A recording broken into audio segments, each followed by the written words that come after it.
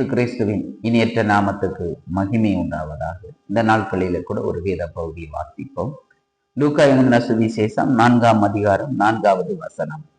மனுஷன் அப்பத்தினால மாத்திரம் அல்ல, தேவனுடைய ஒவ்வொரு வார்த்தையினாலே பிழைப்பான் என்று எழுதியிருக்கிறதே என்றார்.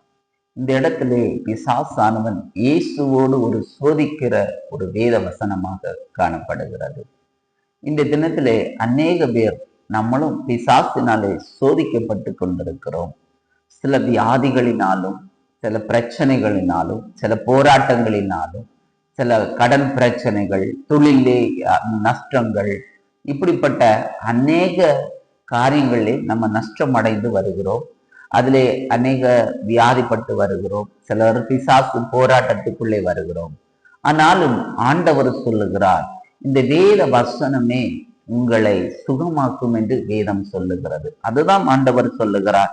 மனுஷன் அப்பத்தினால் மாத்திரமல்ல, தேவனுடைய வார்த்தையினாலே பிழைப்பான் என்று சொல்லப்பட்டிருக்கிறது. இந்த தேவனுடைய வார்த்தை ஒரு மனிதனுக்குள்ளே இருக்குமானால் நிச்சயமாய் அதுவே உங்களை பிழைப்பூட்டதா இருக்கிறது.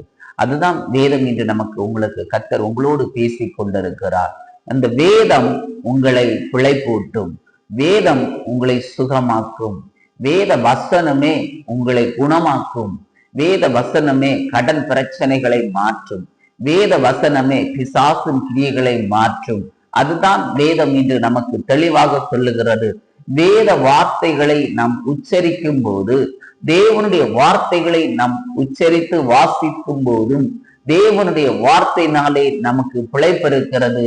தேவனுடைய வார்த்தையிலே நமக்கு ஆசீர்வாதம் இருக்கிறது. வேத எழுத்துக்கள் வழியாக அநேக கடன் பிரச்சனைகள் மாறும்.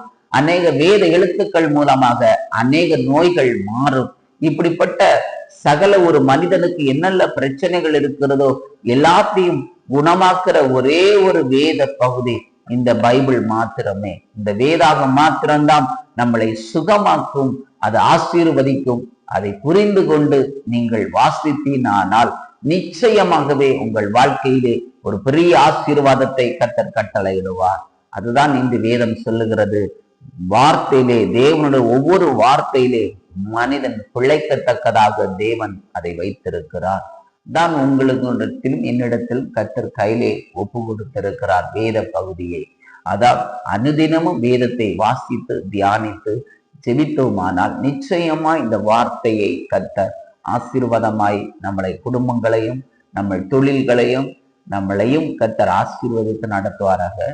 ஆமென். கர்த்தர் இந்த வார்த்தை மூலமாக உங்களை ஆசீர்வதிப்பார்.